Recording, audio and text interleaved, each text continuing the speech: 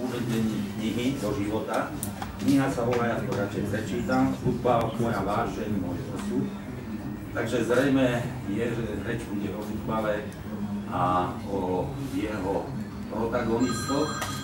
Dovolte, aby som v našom strede privítal Karola Peceho, vlastne autora knihy, ktorý si takto dal pekný darček 70. narodeninám, ktoré oslávil pred 2 dňami.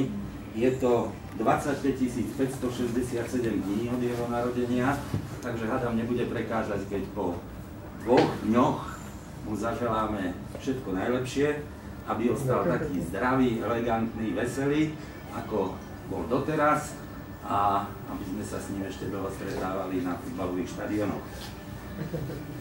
Ďalšieho by som mal predstaviť teraz spoluautora knihy, Ladislava Aršánino, ktorého všetci dobre poznáte z našich kruhov.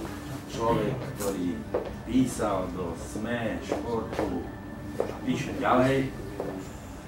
No a teraz poďme predstaviť ďalších hostí, krstných otcov, ďalšieho jubilanta, Dušana Abraháma, ktorý oslávil v ten istý deň, keď Karol Pece, ale trošku viac. No a potom je tu Ladislav Borbej, predseda Únie futbalových trénerov Slovenska, ktorý tak trochu aj zaskočil za Petra Zelenského, ktorý pôvodne mal prísť, ale ochorel a tak sa nemohol tu na slovanisticko-imperistickej pôde s nami stretnúť.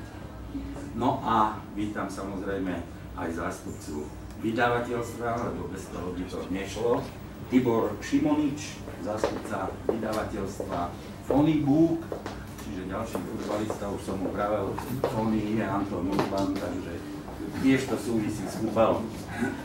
Toľko naši hostia, ja viem, že s mnohými ste už hovorili, s mnohými ste gratulovali, no ale samozrejme písať knihu je čosi iné. Čo bolo ťažšie, pán Pece? Písať alebo trénovať? Hneď na začiatok ešte ťažšia otázka, než trénovať.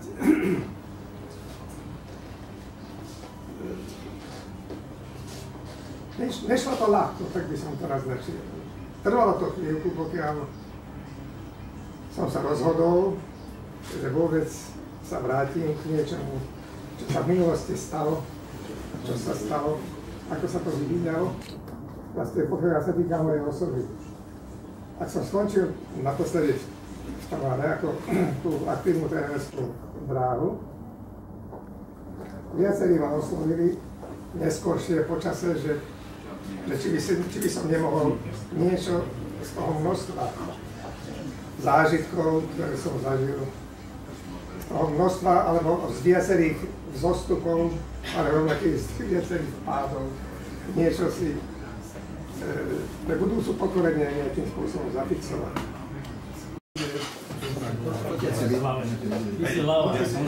Trošku som naštoval. Áno, máte pravdu. A ty by si odtiaľ ľavou rukou, by to mal ľahšie.